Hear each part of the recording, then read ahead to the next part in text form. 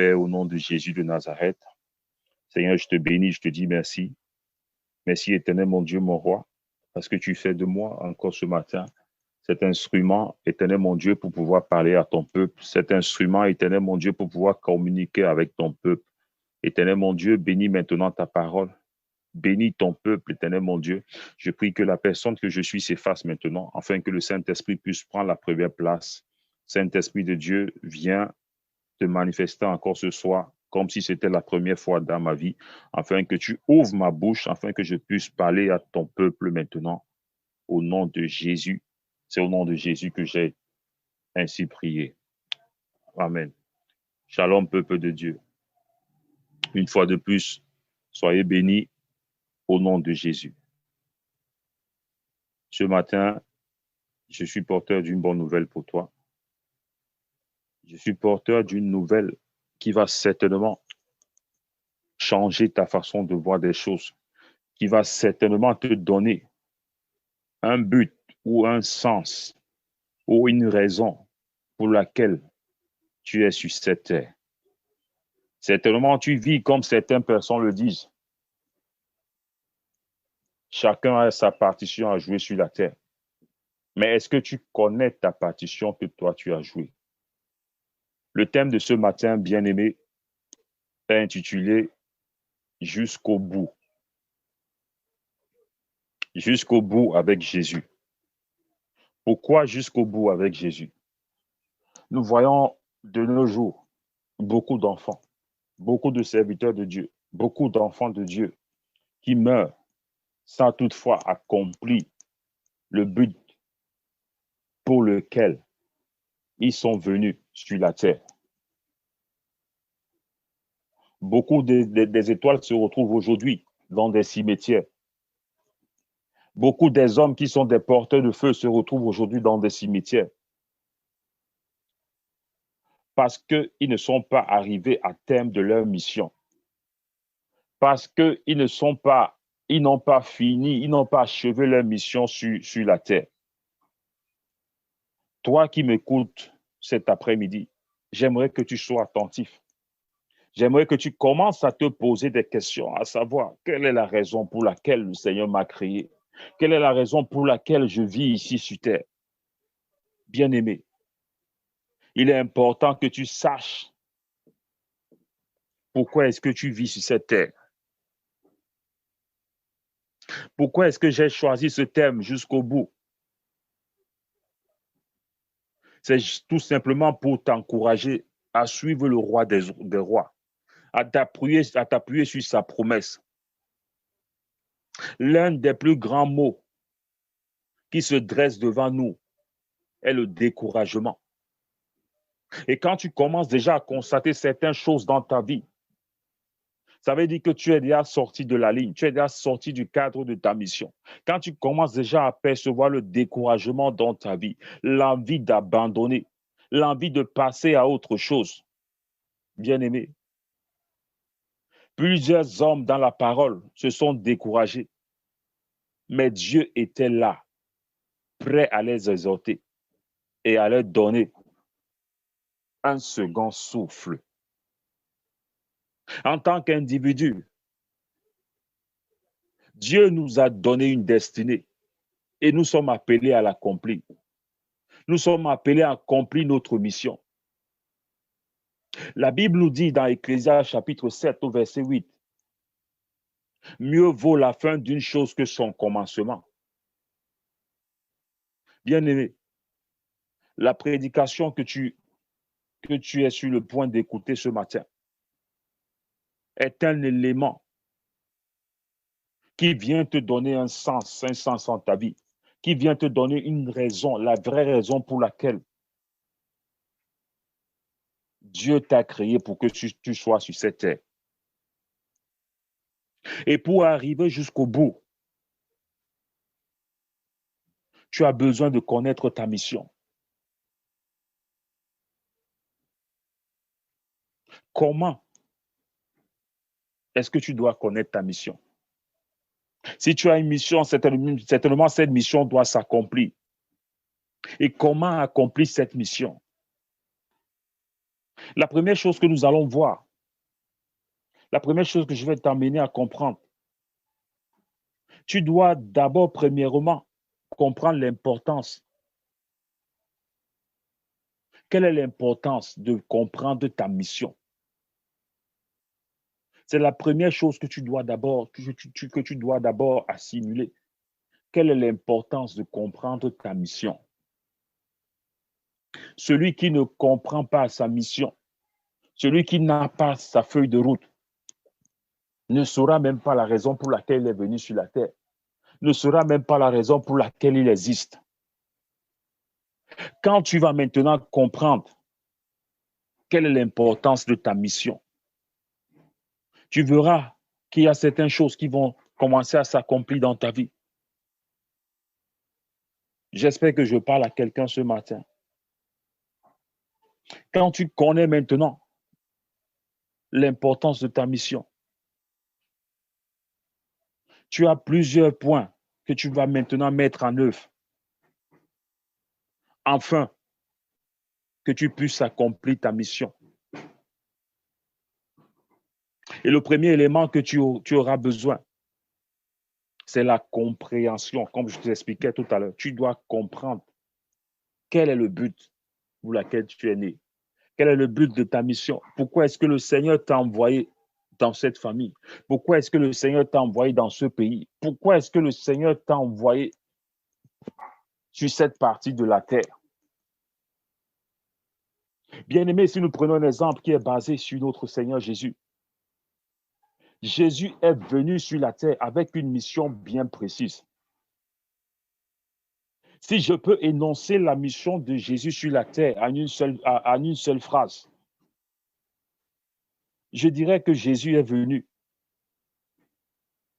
pour pardonner aux hommes leurs péchés, afin qu'ils soient sauvés, guéris, délivrés, restaurés, réconciliés avec le Père, pour que la communion puisse être établie. C'est la raison pour laquelle il est important que tu puisses comprendre le mystère de l'œuvre de la croix de Jésus. Et je vais t'inviter, nous allons lire maintenant Jean chapitre 19, à partir du verset 28 au verset 30. Il est écrit, après cela, Jésus qui savait que tout était déjà consommé, dit, afin que l'écriture fût accomplie, j'ai soif. Et il y avait là un vase plein de vinaigre. Les soldats en remplirent une éponge et l'ayant fixée à une branche d'hysope, il s'approchait de sa bouche. Quand Jésus eut pris le vinaigre, il dit, tout est accompli. Et baissant la tête, il rendit l'esprit. Bien-aimé, quand tu vas comprendre le ministère qui se cache derrière la croix de Jésus, et la phrase la plus merveilleuse qui m'a beaucoup plus touché dans ce verset, tout est accompli. Le tout est accompli doit également être une phrase que chacun de nous, après notre mission, devant la face de notre Créateur, que nous soyons en mesure de dire à notre Créateur que tout est accompli, que nous soyons en mesure de sortir cette phrase de notre bouche, que tout est accompli, parce que nous connaissons, nous pouvons comprendre notre mission, parce que nous avons marché selon Dieu, parce que nous avons fait tout ce qu'il attendait de nous sur cette terre. Nous pouvons aussi dire que tout est accompli comme Jésus l'a dit. Tout est accompli. Bien-aimé, je crois que dans chaque verset, nous pouvons trouver plusieurs pèlerins. Généralement, lorsque nous entendons parler, le tout est accompli. Alléluia. Jésus a payé notre dette. Que son sang, qu'il a payé de son sang pour son salut. Cela est la chose la plus vraie et primordiale qui soit.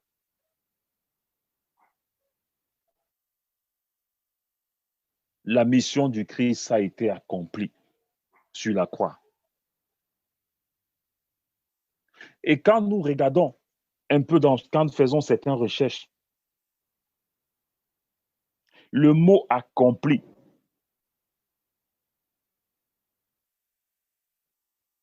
en grec signifie télio. Mais quand tu regardes dans ton dictionnaire, tu verras, on veut te parler de quelque chose qui est achevé, quelque chose qui est accompli, quelque chose que tu as payé, quelque chose que tu as consommé. Tout est accompli. Seigneur, j'ai accompli la mission pour laquelle tu m'as envoyé sur la terre. J'ai accompli la mission pour laquelle tu m'as envoyé sur la terre. Le désir de tout chrétien devait être qu'à la fin de sa vie, qu'il puisse dire, j'ai tout accompli. J'ai achevé ma mission. Il est normal d'avoir un objectif dans sa vie. Le plus difficile, c'est d'atteindre malheureusement un certain âge où tu te rends compte, où tu te réalises, où tu réalises dans ta vie que si Dieu t'a envoyé sur la terre, c'est pour des bonnes œuvres, pour les bonnes œuvres. C'est pour que tu puisses aussi marquer cette terre. Mieux vaut la fin d'une chose que son commencement. Plusieurs personnes, après avoir passé du temps dans le jeûne et la prière, ou par exemple, grâce à une parole de reconnaissance, ont pu découvrir ce que Dieu attendait d'eux. Malheureusement, le temps passe et on s'aperçoit que ces choses ne sont pas accomplies. Pourquoi ces choses ne sont pas accomplies? Tout simplement parce que nous avons le manque de discipline. Bien sûr, nous pouvons tomber parce que Satan rôde ou parce qu'il a notre chair. Mais quand nous lisons le livre des Proverbes, au chapitre 5, versets 21 à 23, l'Éternel surveille toute la conduite d'un homme. Il observe tout ce qu'il fait. Celui qui fait le mal sera pris à ses propres méfaits. Il s'embrasse dans le filet tissé par son propre péché. Il payera parce qu'il n'a pas pu, parce qu'il n'a pas su se discipliner. Il s'égarera, enivré par l'excès de sa folie. La Bible est très claire, mon frère, ma soeur. Plusieurs personnes, après avoir passé du temps dans des jeûnes et prières, il y a des choses qu'ils ne peuvent pas comprendre parce qu'ils se posent des questions. Parce qu'ils se posent des questions. Mais pourtant, le plus important que tu dois comprendre, je ne sais pas si c'est au travers d'une prière, au travers d'une parole de reconnaissance, au travers d'une rencontre personnelle avec le Christ, que le Seigneur t'a révélé ta mission sur la terre. Et tu as besoin de la discipline. Tu as besoin d'une bonne discipline, afin que ces choses puissent s'accomplir dans ta vie. Dieu nous appelle d'une manière solennelle à être des personnes qui vont savoir se discipliner afin d'avoir un impact dans notre génération. De cela dépend le salut et la croissance de plusieurs personnes. Et comment est-ce que nous devons faire maintenant? Comment est-ce que nous devons faire afin de pouvoir accomplir notre mission? Le premier point que tu dois souligner,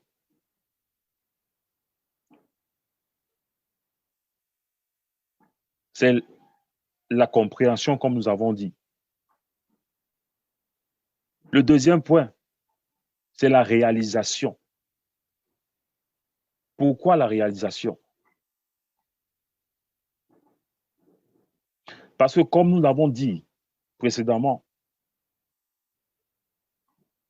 qu'il est important que tu puisses comprendre la raison pour laquelle le Seigneur t'a envoyé sur la terre. Il est important que tu puisses comprendre la raison de ta mission.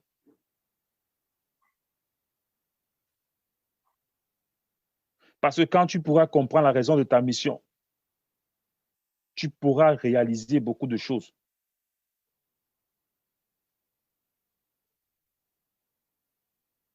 Quand tu pourras comprendre l'importance de ta mission, c'est le moment de ramener cette mission à la réalisation.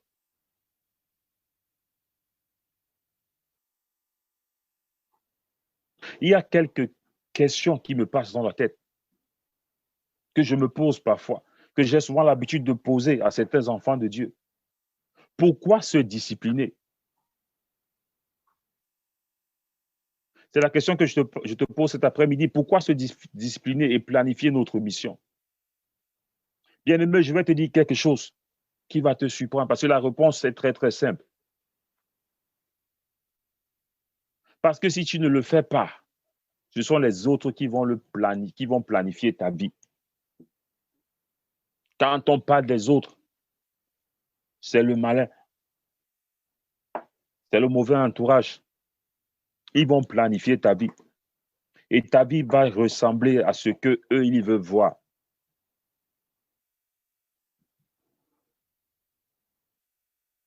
C'est pour ça qu'il est important que nous-mêmes, nous puissions planifier nos vies pour mieux les réaliser. Et dans la réalisation, le chrétien doit connaître l'énoncé de sa mission. Quand on parle de l'énoncé de la mission ici, tu dois connaître la raison pour laquelle le Seigneur t'a appelé. Qu'est-ce que ta mission stipule? Quand nous sommes dans le monde, dans les sociétés dans lesquelles nous travaillons, dans les sociétés dans lesquelles on peut nous confier des missions, la société t'appelle de venir chercher ton ordre de mission. Et dans cet ordre de mission, il y a des choses que tu es appelé à faire pour le bien de la société. Il y a des choses que tu ne peux pas faire. La société te dit dans cet ordre de mission, nous pouvons te couvrir jusqu'à ce niveau. C'est la même chose qui se passe avec Dieu. Mais aujourd'hui, les hommes ne sont pas au courant de ça. C'est la raison pour laquelle les enfants de Dieu souffrent aujourd'hui. Depuis ta création, depuis que tu ne sois dans le sein de ta mère, le Seigneur t'avait déjà donné un ordre de mission. Depuis que tu es sur cette terre, Dieu t'avait déjà établi un ordre de mission. Tu dois connaître ton énoncé de mission. Le petit point de la réalisation, les objectifs. Quel est ton objectif? Tout le monde peut être un père, un fils ou un enfant de Dieu. Mais quel genre de père, quel genre de fils que tu désires être? C'est cela que tu dois noter dans tes adjectifs. C'est pour te rappeler quel type de père, d'enfant de Dieu ou de fils désires-tu être. Je suis un enfant de Dieu, dont un adorateur. Je désire répondre à l'appel de Dieu. Passer du temps chaque jour afin de chercher sa face. Grâce à cela, je pourrais mieux le connaître, ainsi mieux le faire connaître. C'est ce genre d'enfant de Dieu que tu aimerais être. Tu dois avoir des adjectifs pour Dieu. Et quand nous lisons Jean chapitre 4, verset 23 à 24, mais l'heure vient, et elle est déjà venue, où les vrais adorateurs adorant le Père en esprit et en vérité, car ce sont là les adorateurs que le Père demande. Dieu est esprit, et il faut que ceux qui l'adorent, l'adorent en esprit et en vérité. Tu es un mari. Est-ce que tu désires d'être un mari protecteur, aimant, qui soit une source d'encouragement pour son épouse, qui désire prendre du temps pour elle, qui désire l'aider afin qu'elle puisse s'épanouir dans son rôle de femme?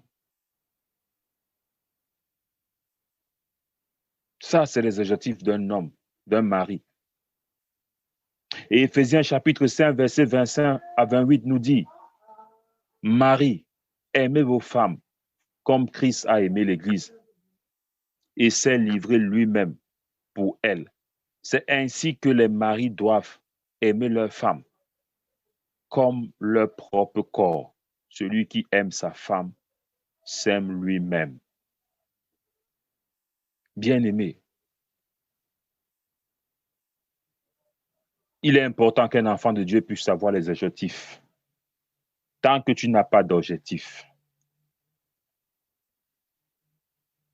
tu ne peux pas comprendre la raison pour laquelle tu es venu sur cette terre.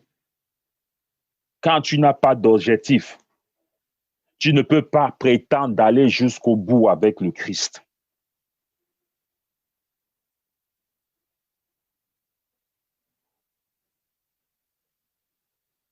Le troisième point qu'un enfant de Dieu doit connaître, c'est les tâches. Tu dois avoir une tâche que tu te dis, voilà la tâche que je vais faire dans la maison de mon père. Tu dois avoir une tâche que tu t'inculques toi-même dans ta vie chrétienne. Tu dois être en mesure de dire, comme certains chrétiens, je dois m'asseoir chaque semaine et écrire mes tâches, c'est-à-dire ce que je compte faire pour atteindre mes objectifs. Si tu es un mari qui veut prendre du temps avec sa femme,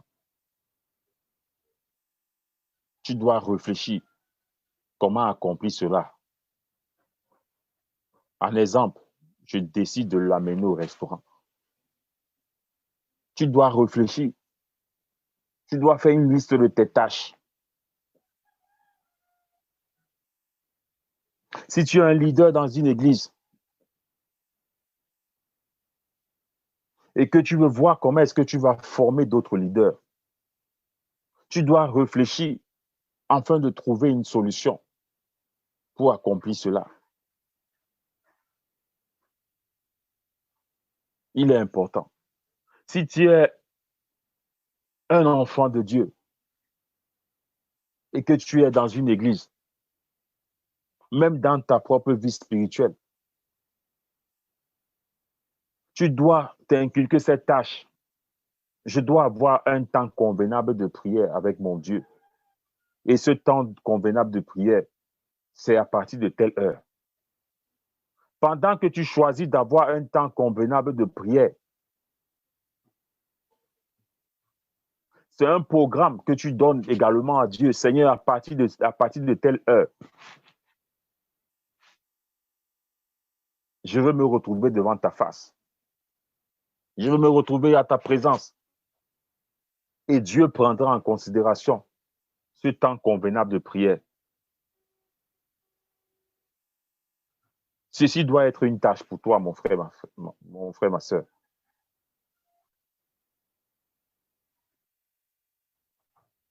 Le dernier point que je vais te donner,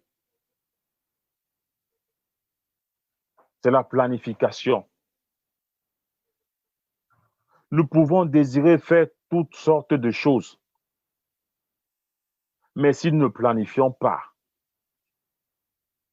si nous n'écrivons pas une date, une heure, nous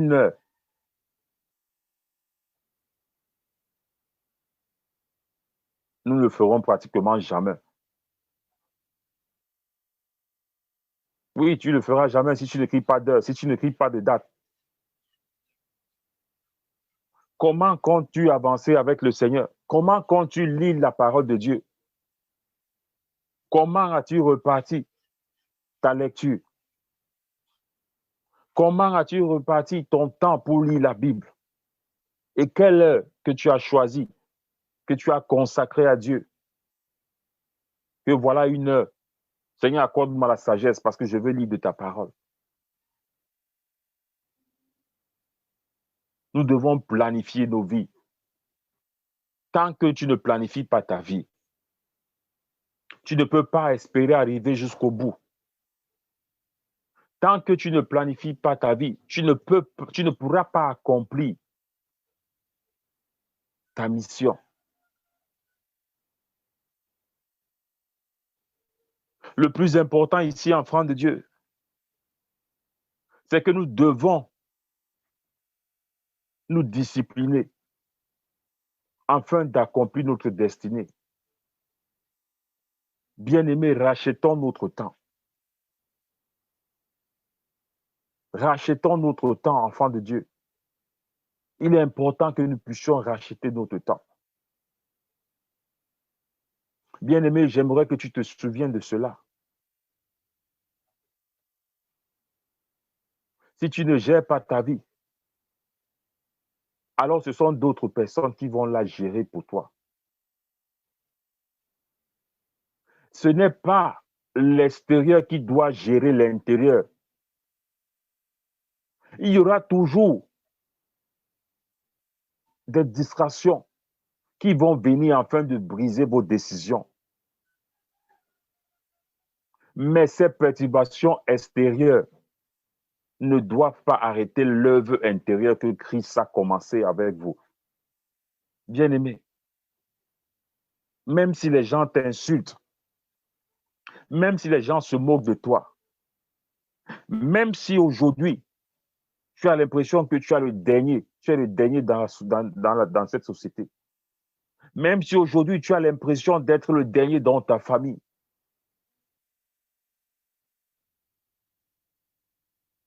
ce que tu vois dans le physique ne doit pas influencer ce que tu as à l'intérieur. Et ce que tu as à l'intérieur, c'est l'esprit que Dieu a mis en toi. Ce que tu as à l'intérieur, c'est la mission que Dieu t'a donnée. Ce que tu as à l'intérieur, c'est ce que Christ a commencé à faire avec toi. Bien-aimé, il est important de préserver son intérieur. Il est important de préserver sa feuille de mission. Il est important de préserver ce dont pourquoi le Christ nous a appelés. Il est important de préserver tous les éléments qui doivent nous amener à bien accomplir cette mission, afin que nous puissions espérer d'aller jusqu'au bout avec Jésus. Aller jusqu'au bout avec Jésus, c'est être en mesure un jour de se placer devant le Créateur, de se placer devant sa famille, de se placer devant le monde et être fier de dire de sa propre bouche, tout est accompli dans ma vie. J'ai accompli la raison pour laquelle le Seigneur m'a envoyé sur cette terre.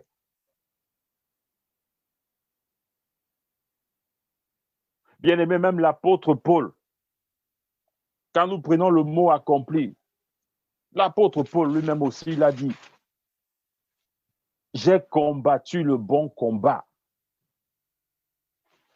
J'ai combattu le bon combat. C'est une façon de dire, j'ai accompli la raison pour laquelle le Seigneur m'a appelé. Bien-aimé, je veux que ce soir, que tu te poses la question à savoir, quelle est la raison pour laquelle Dieu t'a appelé? Quelle est la raison pour laquelle Dieu a voulu que tu naisses dans cette famille? Quelle est la raison pour laquelle Dieu a voulu que tu naisses dans ce pays? Quelle est la raison pour laquelle Dieu a choisi que tu nais dans ton pays? Quelle est la raison pour laquelle je t'ai appelé mon fils? Quelle est la raison pour laquelle je t'ai appelé ma fille? C'est la question que le Seigneur te pose aujourd'hui. Et j'aimerais que cette prière ne s'éloigne pas de toi. J'aimerais que cette prière ne s'éloigne pas de toi. Demande à Dieu constamment de t'aider.